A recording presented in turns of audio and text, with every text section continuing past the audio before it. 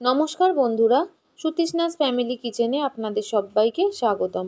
আজকের এই রেসিপিটি যদি আপনাদের ভালো লেগে থাকে তাহলে অবশ্যই একটা লাইক করে দেবেন।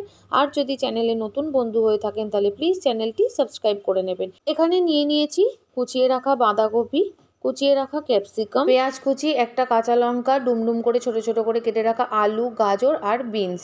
নিয়েছি এখানে 200 গ্রাম সুজি। সুজিটা খুব বেশি মোটাও না, আবার খুব বেশি পাতলা সুজিও না, অল্প দানা দানা এরকম সুজি। এবার কড়াইয়ের মধ্যে 1 চামচ ঘি দিয়েছি, ঘিটা গলে গেছে। দিয়ে দেব সুজিটা ঘিয়ের মধ্যে খুব ভালো করে ভেজে নেব।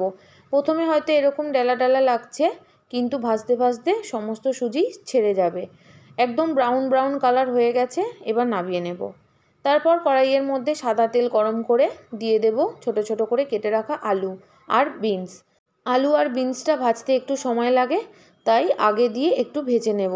হালকা ভাজা হয়ে গেছে, এবার আস্তে আস্তে দিয়ে দেব কুচিয়ে রাখা বাঁধাকপি, কুচিয়ে রাখা গাজর, দিয়ে দেব পেঁয়াজ, সাথে ক্যাপসিকাম আর কাঁচা লঙ্কাটাও দিয়ে দেব। এবার খুব ভালো করে সমস্ত সবজিগুলো ভেজে নেব। দিয়ে দেব অল্প একটু নুন, যাতে সবজিগুলো নরম হয়ে যায়। এবার আবারও ভালো করে নাড়াচাড়া করে একদম আস্তে আঁচে ঢাকা দিয়ে দেব। আস্তে আঁচে ঢাকা দিয়ে দিলে সবজিগুলো তাড়াতাড়ি সেদ্ধ হয়ে যাবে। এবার ঢাকনা খুলে একদম ভালো করে সবজিগুলো ভেজে নেব। সবজিগুলো ভেজে নেওয়া হয়ে গেছে, এবার ভেজে রাখা সুজিটা দিয়ে দেব। তারপর সবজিগুলোর সাথে প্রায় 2 থেকে 3 মিনিটের জন্য ভালো করে কষিয়ে নেব। বন্ধুরা, সুজিটা যদি ভেজে না নিতাম তাহলে কিন্তু জল দিলে কাদা কাদা ভাব হয়ে যেত। সুজিটা কিন্তু অবশ্যই ভেজে নিতে হবে। যত বেশি ভালো ভাজা হবে তত ঝুরঝুরে ভাবটা ভালো হবে। এবার সুজিগুলো সবজির সাথে কষিয়ে নেওয়ার পর অল্প অল্প করে জল দেব আর মেশাতে থাকবো। একবারে বেশি জল দিলে হবে না। প্রথমবারে অল্প জল দিয়েছিলাম, একটু শুকিয়ে যাওয়ার পর আবারও বাকি জলটা দিয়েছি। এবার দিয়ে দেব স্বাদ মতো নুন আর চিনি। আপনারা চিনিটা দিতে না চাইলে নাও দিতে পারেন, তবে এটা একটু মিষ্টি মিষ্টি খেতে ভালো হয়। দিয়ে দিয়েছি হলুদ। এবার খুব ভালো করে মেশাতে থাকবো।